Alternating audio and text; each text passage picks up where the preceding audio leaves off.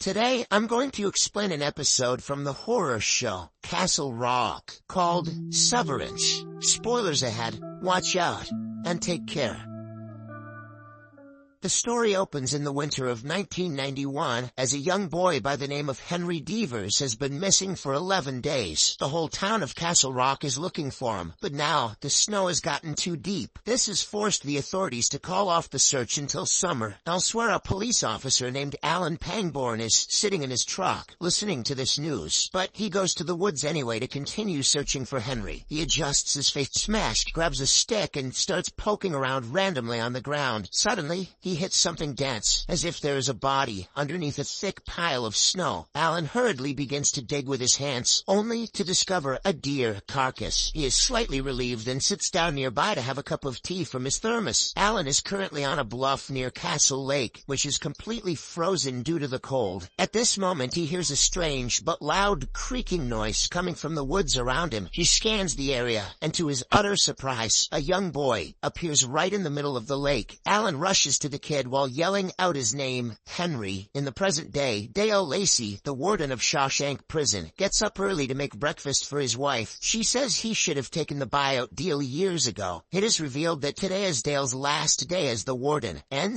he is retiring. She then kisses him goodbye and sends him on his way. Everything appears to be normal, and Dale drives through the quaint town as usual. However, instead of heading to work, he takes a little detour into the woods and stops in front of the bluff at Castle Lake. The scene abruptly skips to a few moments ahead in the future. Dale turns off the car's radio and puts a noose around his neck. We then see that the noose is tied to a tree behind Dale's car. Suddenly, a dog comes out of a nearby brush and starts barking at him. Dale nonetheless punches the gas pedal, driving towards the cliff at high speeds. The noose beheads him, even before his car can hit the waters of Castle Lake. That's one way to keep water from going up your nose. A few days later, the new warden arrives at Shawshank State Penitentiary. After the death of her predecessor, a guard takes her to the main office and mentions that all of the last 4 wardens have committed the unthinkable. An officer named Dennis Zalewski then gives her a rundown of the number of prisoners currently housed at Shawshank. The prison seems to be packed to the brim, except for Block F, which has been abandoned for the last 30 years. Dennis tells her that the last warden, Lacey, left the entire wing unoccupied for some reason. The warden, who is under pressure to increase the capacity of Shawshank, sends Dennis and another guard to go check out Block F. Moments later, the 2 officers are in the block, which is in an extremely dilapidated condition. Dennis soon finds a door on the floor of one of the rooms. While his partner is busy elsewhere, he goes in and comes to a huge underground space, which seems to have been an abandoned septic tank. Dennis looks around with the help of his flashlight and sees a can full of cigarette butts on the floor next to a chair. To his utter horror, there is a cage in front of the chair, and a pale, extremely thin man is chained inside. Within a few short minutes, the entirety of Shawshank is alerted of Dennis's discovery, and the stranger is brought up to the surface. The guards count all of the prisoners to make sure everyone is accounted for. They then fingerprint the stranger and give him a shower. He is quiet, malnourished, and seems scared of everything. After discovering that there are no records of him being a prisoner at Shawshank, the whole situation becomes a PR nightmare. The warden tells her officers that she doesn't want any of it leaking to the press. She then heads to the infirmary where the stranger is currently being kept and questions him. Initially, he refuses to talk, but after a while, he mutters out a name, Henry Matthew Deaver. One of the guards, who was with Dennis earlier, seems to recognize the name. Elsewhere in Houston is Henry Deaver, a defense attorney, currently fighting a court case for an elderly woman named Leanne. It is revealed that she had killed her husband in self-defense and has been sentenced to the death penalty. Henry makes an impassioned appeal, pointing out that the cause behind the murder and both of Leanne's past trials are sketchy. He strongly asks the judge to consider reopening the case. Unfortunately, he loses the appeal, and Leanne prepares for her execution later that day. Henry tries to console her, but she only wants to talk about her childhood memories. She even asks him about the first memory that he still remembers. Henry seems like a pretty big loser or so. His first memory is probably of being a loser. In a quick flashback from 1981, we see Henry being being rescued by Alan Pangborn, who puts the kid in his patrol car. The song, 24 Hours from Tulsa by Gene Pitney, is playing in the car. This is Henry's first memory, and he doesn't remember anything before he was rescued. Back in the present day, Henry is the only person who stays with Leanne until the end. It's the least he could do. That case should have been open and shut. After the execution is over, he goes to the police counter and picks up Leanne's belongings, but this is when an alarm suddenly goes off, and several prison guards race back to the execution room. When one of them reveals that Leanne has come back to life, Henry is taken aback. He runs back to the witness room and sees the guards trying to re-administer the drugs. Henry screams at them to stop, saying they don't get a do-over. Is that the law, Henry? But the cops close the curtain on him and force him to go away. Back in Castle Rock, the warden's people dig out all the info about Henry Matthew Devers. Turns out he went missing when he was 11, and the whole state searched for him, but they only found his adopted father, Mr. Dever, who was almost dead from the freezing temperatures, and his back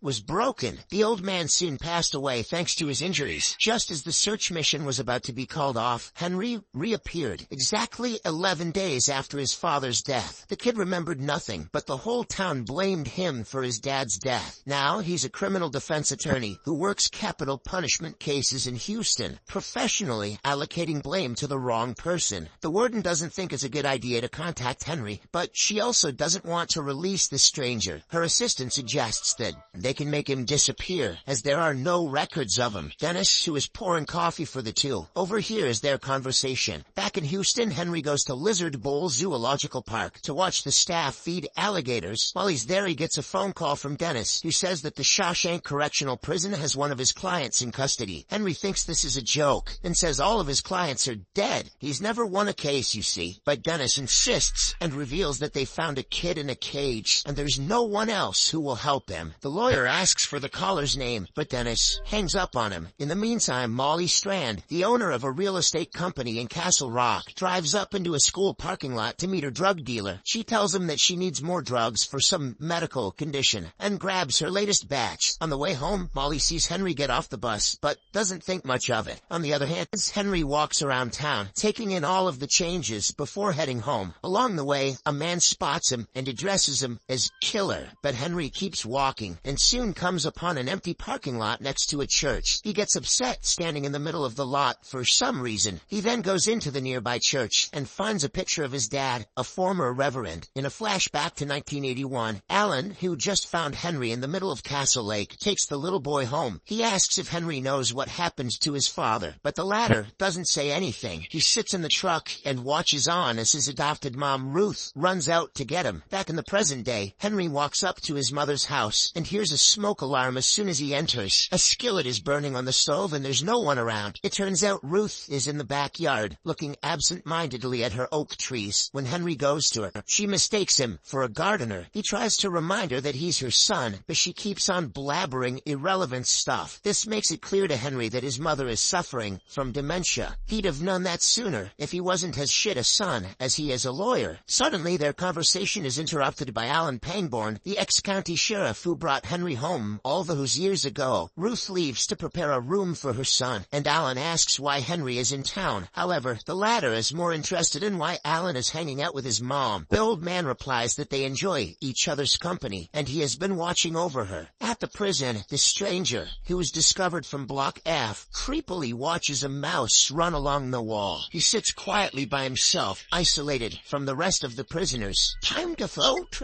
Soon afterwards, Henry arrives at the prison, but doesn't know the name of his client. The warden also gets the news of his arrival and isn't happy about him showing up. She allows the lawyer to go through a notebook with all of the prisoners' photos, but she conveniently doesn't include the stranger. Obviously, Henry doesn't recognize any of them and asks if there's anyone left out. The warden replies that it's pretty unlikely that they would have any of his clients, since the state of Maine outlawed the death penalty. Henry finds it interesting that she knew he worked capital cases, since he never mentioned it himself. The warden tries to cover up for her mistake by explaining that she saw him on the news, but Henry knows that she's hiding something. He nonetheless leaves the prison and prepares to head home. But just then, he hears Dennis yelling at the prisoners to go inside. Henry instantly recognizes his voice as the mysterious caller. Later that night, at the Devers household, Henry looks out the window and sees someone from the house next door looking at him. He doesn't think much of it and goes downstairs where Alan is having a drink. Henry shares everything anything about the mysterious call from Shawshank and asks for his input, but Alan dismisses the story, saying correction prisons are a whole different ballgame than regular prisons. As the two continue their conversation, Henry asks why Dale Lacey would kill himself. Alan replies, saying that the job of a warden at such a large prison is an extremely taxing job. He then reveals that Dale unalived himself by driving off the bluff at Castle Lake, the same place where Alan found Henry in 1991. Elsewhere, Molly takes out a cardboard box in her basement. She sets a timer for 1 minute and pulls out a missing poster with Henry's name on it, along with a child's jacket. When the timer runs out, she packs up the box and puts it back where it was. Later that night, Henry drives to the bluff and finds a memorial for Dale Lacey. He then walks over to the edge, where he suddenly begins to hear Alan's voice in his head. We also notice the younger version of himself appear behind him, but the apparition quickly disappears. Back at the prison, Dennis is in the security camera room, reading a baby name book and drinking coffee. The shit just keeps getting weirder. Some of the cameras start blinking on and off, but he doesn't notice this. When he finally looks up, he sees that the stranger they found in Block F is not in his cell any longer. This sends Dennis into a state of panic, and he starts looking at different cameras to find the man. But while he's distracted, the stranger appears in a dark-lit hallway. The light comes on shortly afterwards, and he stares directly at the camera. A frightened Dennis looks away for a second, and all of the cameras change. When he looks back, there are dead bodies in every room. In a flashback, the events leading up to Dale Lacey's suicide are shown. The warden went to the mystery room behind Block F, where he kept the stranger in a cage. Dale lit a cigarette and instructed the stranger to ask for Henry Matthew Deaver when they find him in the future.